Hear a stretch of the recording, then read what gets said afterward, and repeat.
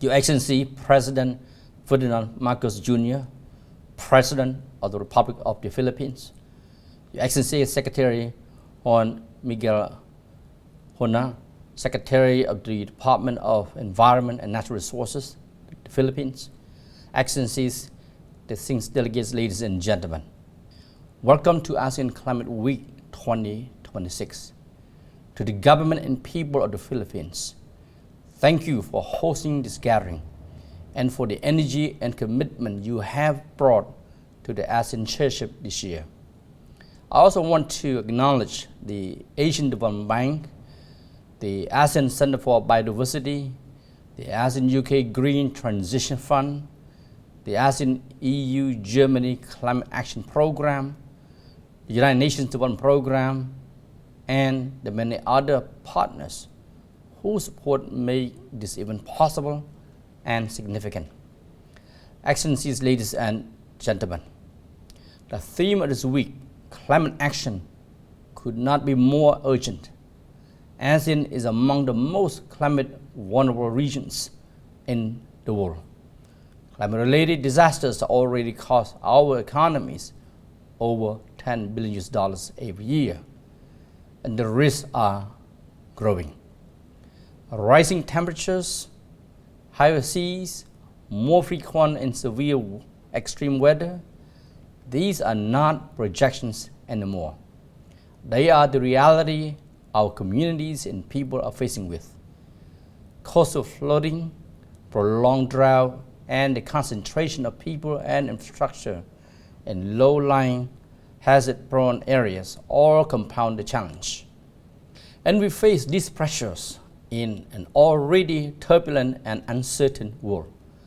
Ongoing conflicts in the Middle East and the war between Russia and Ukraine have added to global economic and energy uncertainty, pressures and impact that are affecting our region too. In this environment, ASEAN's ability and to stay focused and keep moving forward matters more than ever.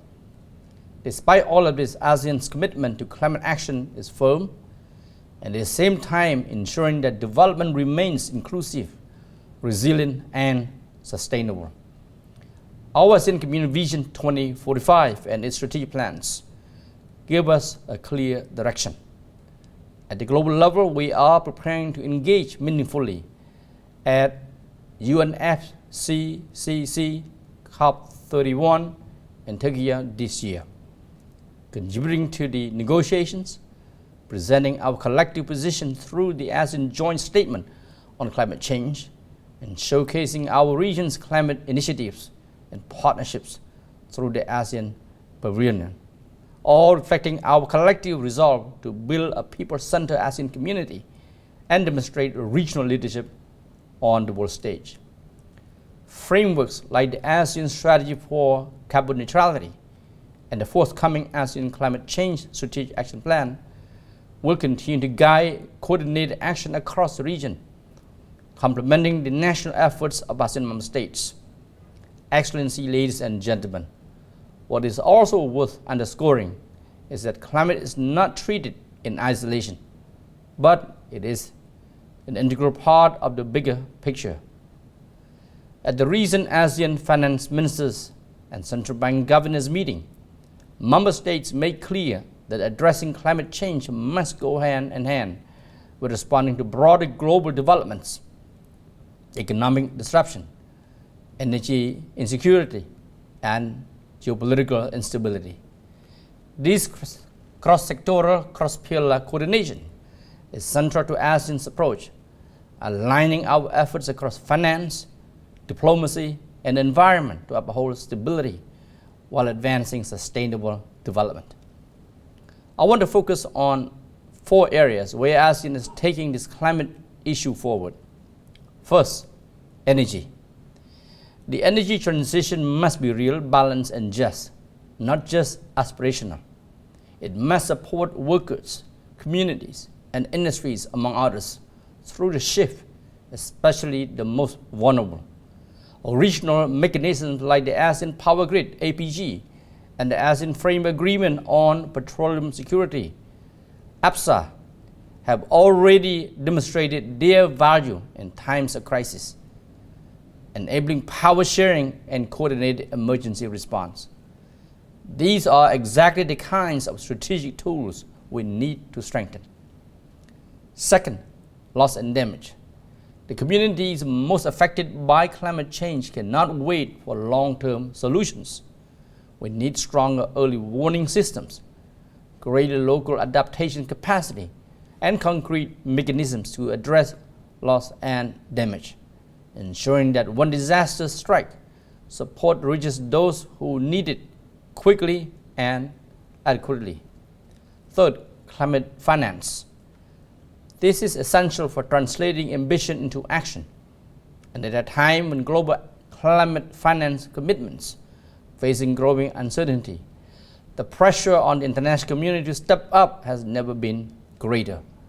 ASEAN will continue working with international partners to mobilize financing that is accessible and scalable, strengthening carbon markets, improving access to the Adaptation Fund, the Green Climate Fund, the Fund for Responding to Loss and Damage, and the Global Environment Facility.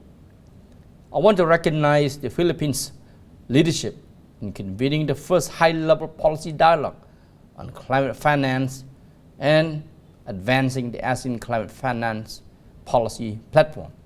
Both are important steps in building our regional readiness. The private sector also has an indispensable role here.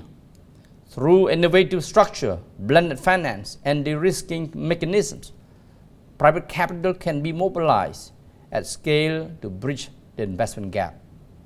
Fourth, disaster resilience. The ASEAN Agreement on Disaster Management and Emergency Response reflects a shared vision. Resilient nations that support one another, minimize risks, and build safer, more sustainable communities. This work must continue with real commitment. Excellency, ladies and gentlemen, the ASEAN Climate Week serves as a catalyst to advance these shared priorities. It is not only a venue for discussion, but an incubator for solutions, actions, and partnerships. The outcomes of this week will not end here. The discussions and insight generated during this event will help shape the development of the ASEAN Joint Statement on Climate Change to COP31 under the leadership of the Philippines, guide the preparations for the ASEAN Pavilion at COP31, and inform our collective approach to global climate processes in the coming years. So let us use this time well to exchange ideas, build the relationships that translate commitment into practical delivery, and demonstrate that ASEAN remains a credible and constructive force in the global response to climate change. The well-being of our peoples depends on it. Thank you, and I wish you all a productive ASEAN Climate Week 2026.